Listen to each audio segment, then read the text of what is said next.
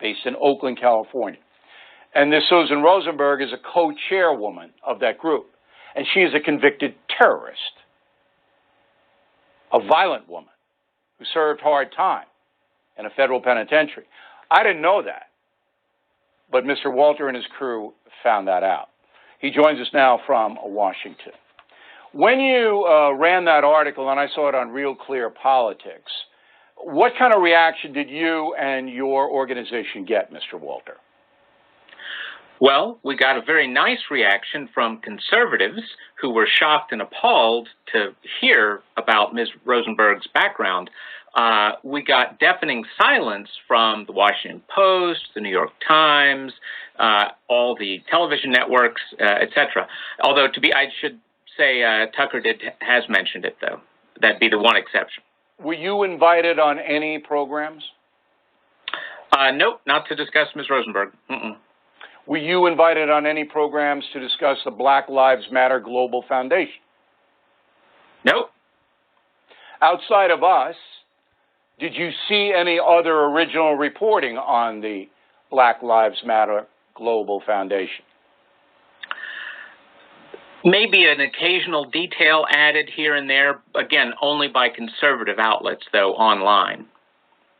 Okay. So do you believe that the corporate media, Disney, AT&T, Comcast, these people, they don't want Americans to know what BLM Global Foundation is? Do you believe that? I do believe that, especially in the case of Disney, who's going to have a big Colin Kaepernick show, right? Well, they've offered him a first look. But I don't even think Colin Kaepernick knows what the Black Lives Matter Global Foundation is. I don't think all these people running around under this banner know anything about the three Marxist women who founded it.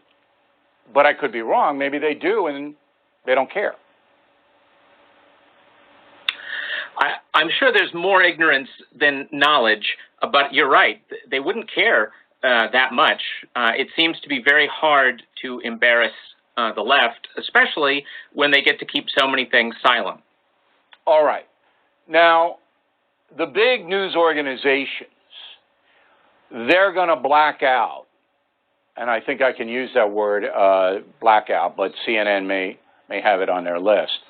They're going to not tell the American public this is a Marxist organization that seeks to overthrow the federal government and impose communism. And the three women admit it, do they not? The three founders.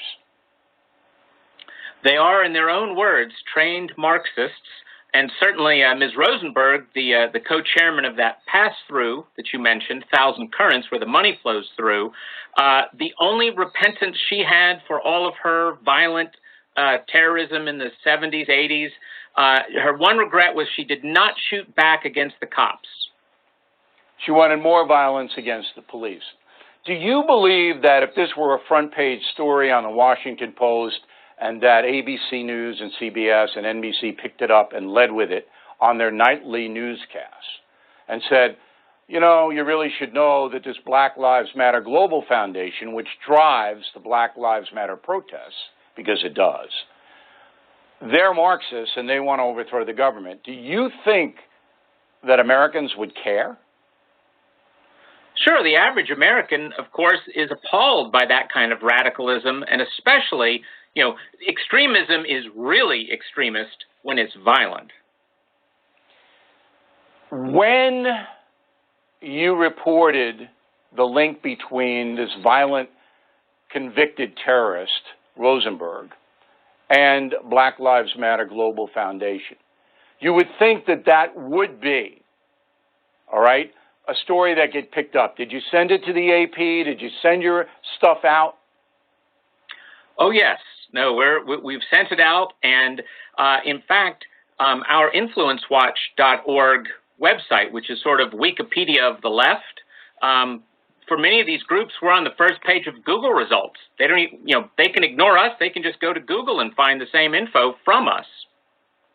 So it is on social media, but it isn't in the corporate media. Final question calls for an opinion on your part.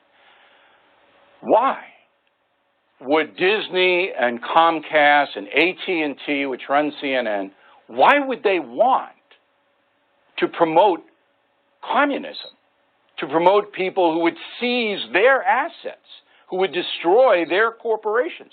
Why would they want to promote them?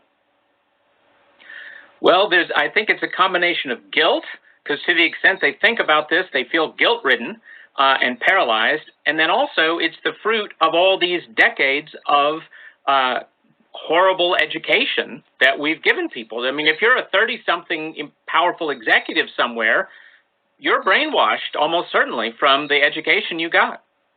So you don't see that as a threat, the Marxists?